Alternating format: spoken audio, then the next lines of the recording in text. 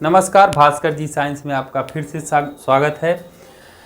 पिछले क्लास में हमने आपको बताया था एनिमल सेल यानी कि जीव की कोशिका। जीव की कोशिका के बाद में अब नंबर आता है हमारी नेक्स्ट क्लास का, वो आता है प्लांट सेल।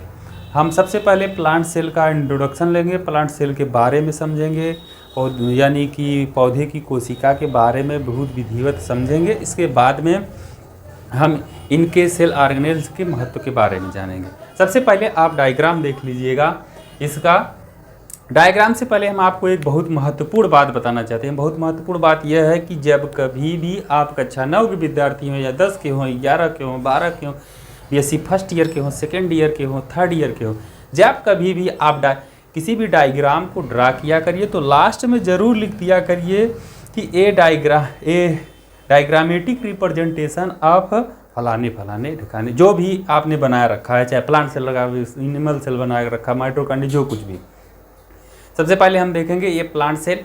एक बात और भी जान लीजिएगा कि अगर आपको कुछ भी नहीं आता है, अगर सेल बनाना है, सेल का आपको 5 के नंबर का मार्क है, तो आप क्या करिए कि सबसे पहले आप खटकोड़ बनाना जान जाइए। ये इस तरह से खींचिए, फटाफट खींचिए और इसमें इस तरह से ये खटकोड़ बना दीजिए। खटकोड़ बना दीजिए आप एक तरह से, और इसमें जो सेल ऑर्गेनेल्स हैं फटाफट आप ड्रा कर सकते हैं। तो काफ़ी हद तक आपको, अगर 2 मिनट में आप बना देते हैं तो 2 मिनट में अगर आपको 2.5 नंबर मिल जाता है तो बहुत है। देखिएगा, प्लांट सेल का सबसे मुख्य जो सेल ऑर्गेनेल्स होता है, जिसके आधार पर प्लांट सेल और एनिमल सेल को अलग अलग किया गया है, वह सबसे मुख्य सेल ऑर्गेनेल्स यानी कोशिकांग है। उसके जीव द्रव्य में, साइटोप्लाज्म में मौजूद क्या? क्लोरोप्लास्ट। ठीक, अब सबसे महत्वपूर्ण उसका कोशिकांग है क्लोरोप्लास्ट। देखिएगा, यह जो आपका सेल प्लांट सेल है, प्लांट सेल में यह हम क्या कहते हैं? प्लांट सेल में सेल वाल। जबकि आपने देखा होगा कि हमने एनिमल सेल में, जीव की कोशिका में क्या कहा था? इनके बाहरी आवरण को, साइटोप्लाज्म के यानी कि जीव द्रव्य के ठीक वाले भाग को हमने कहा था कि सेल मेम्ब्रेन। अब यहाँ हमने कहा सेल वाल। सेल मेम्ब्रेन जो होता है प्रोटीन का बना होता है, और यह सेल वाल जो होता है यह आपका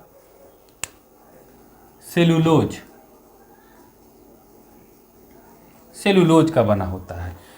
प्रोटीन और सेलुलोज, यह आपको हम बता दें कि दोनों पानी में घुलते नहीं हैं, अघुलनशील हैं, जल में अघुलनशील हैं।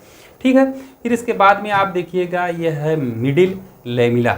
मिडिल लेमिला क्या होता है कि सबसे बाहरी दीवार, फिर इसके बाद में सबसे अंदर वाली दीवार में एक और दीवार बन जाती है जिसको हम कहते हैं मिडिल लेमिला।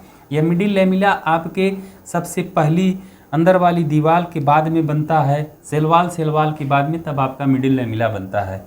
यह आप गाल्जी कॉम्प्लेक्स हर जगह देख लेते हैं, गाल्जी कॉम्प्लेक्स या गाल्जी बॉडी, कई नाम से यह जाना जाता है। क्लोरोप्लास्ट के बारे में हमने आपको बता दिया है।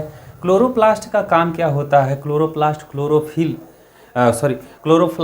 जिसको आप कहते हैं, यह क्लोरोप्लास्ट का काम क्या होता है कि सोलर एनर्जी को यह केमिकल एनर्जी में कन्वर्ट करता है। यानी कि सोलर एनर्जी को केमिकल एनर्जी में कन्वर्ट करने का मतलब यह है कि सूर्य के प्रकाश को यह अवशोषित करता है, और इसके अंदर बाहर से मिलने वाले कार्बन डाइऑक्साइड और इसके बाद में H2O को यह आधार बना करके यह ऑक्सीजन और इसके बाद में ऑक्सीजन और कार्बन डाइऑक्साइड का, ऑक्सीजन और जल का निर्माण करता है। इस अभिक्रिया के दौरान क्या होता है कि ऑक्सीजन वायुमंडल में मुक्त होती है और इसको क्या मिलता है? ऊर्जा मिलता है। उस समय यही सारी क्रिया, यह आपका जो क्लोरोप्लास्ट है, यही रासायनिक ऊर्जा सोलर एनर्जी को यानी कि सूर्य के ऊर्जा को, सूर्य के प्रकाश को यह रासायनिक ऊर्जा में यह बदलता है, इसी के आधार पर सारी अभिक्रियाएं कोशिका में संपन्न होती हैं।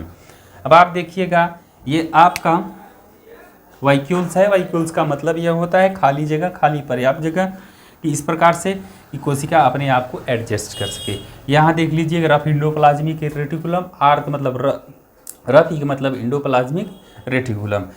जो अधिकांशतः आप देखेंगे, हमने आपको प्रोकैरियोटिक और यूकैरियोटिक सेल्स में ये अंतर भी बता रखा था कि प्रोकैरियोटिक कोशिकाओं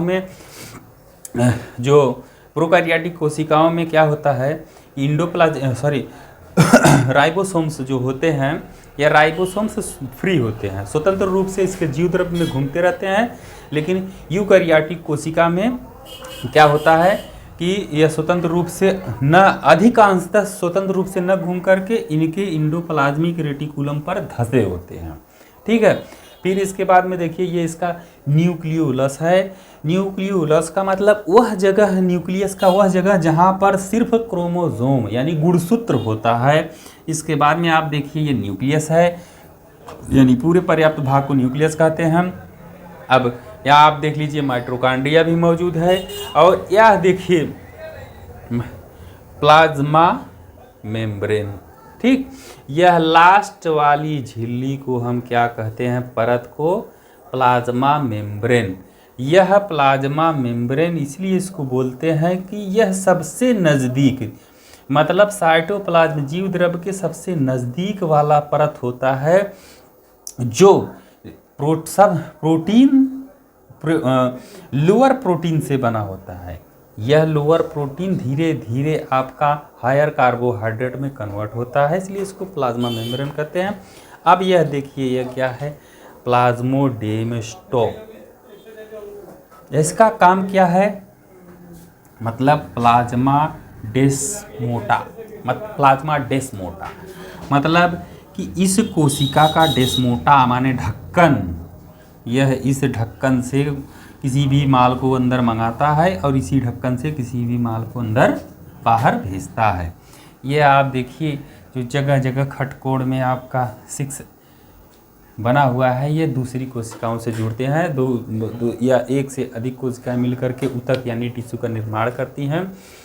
फिर से हम एक बार आपको जल्दी से यह बताना चाहेंगे कि चाहे प्लांट सेल हो या एनिमल सेल हो, प्लांट और एनिमल सेल दोनों ही आपके किस में आते हैं, यूकैरियोटिक कोशिका में आते हैं। ठीक है, इसके बाद में अब हम इस प्लांट सेल के बाद में अब हमारा नेक्स्ट क्लास होगा यूकैरियोटिक में जो भिन्न भिन्न प्रकार के सेल पाए जाते हैं। लेकिन उससे पहले हम आपको बताएंगे कि सेल ऑर्गेनेल्स यानी कोशिका के अंगों के बारे में विशेष रूप से बताना, क्योंकि जब तक हम किसी भी प्रकार किसी चीज़ का अध्ययन तभी कर सकते हैं जब हम उसके भिन्न भिन्न अंगों के बारे में जान सकें। धन्यवाद।